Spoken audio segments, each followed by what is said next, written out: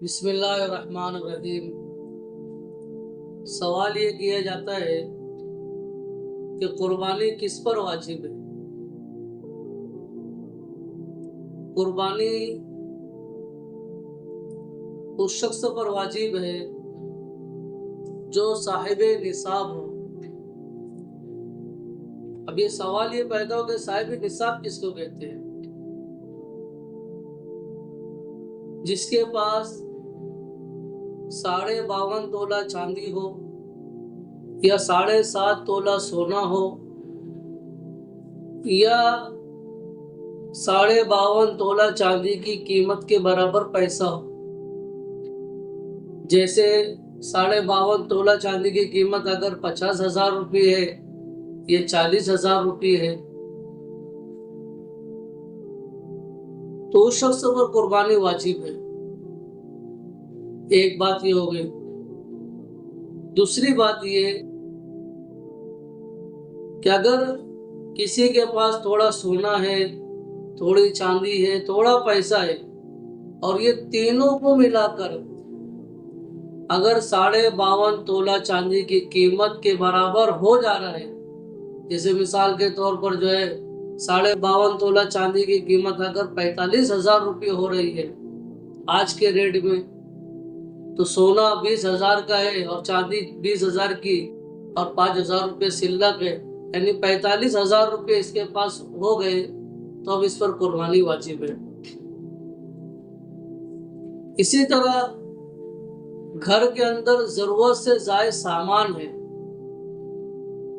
जो काम नहीं आते, इसी तरह उसमें बर्तन भी आएंगे, उसमें जो है कपड़े भी आएंगे, उस पे जो भी इस्तेमाल में चीजें हमारे घर के अंदर है वो इस्तेमाल में नहीं है।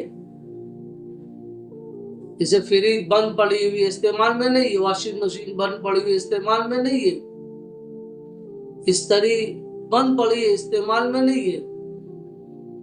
अब ये जो चीजें इस्तेमाल में नहीं है तो उनकी कीमत को भी ऐड करेंगे।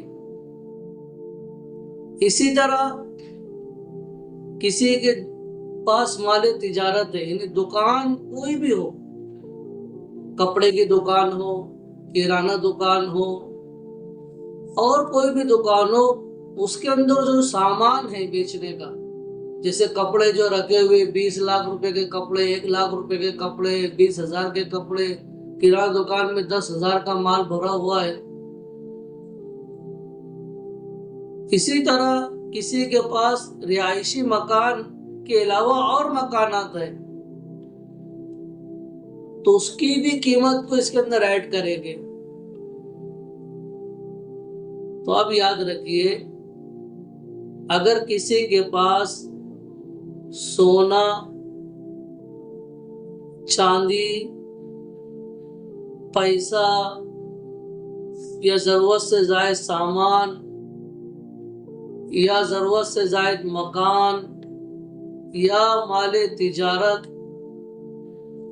अगर किसी के पास ये सब मिलाकर 52.5 तोला चांदी की कीमत को अगर पहुंच जा रहे हैं तो उस पर कुर्बानी करना वाजिब है, जरूरी है।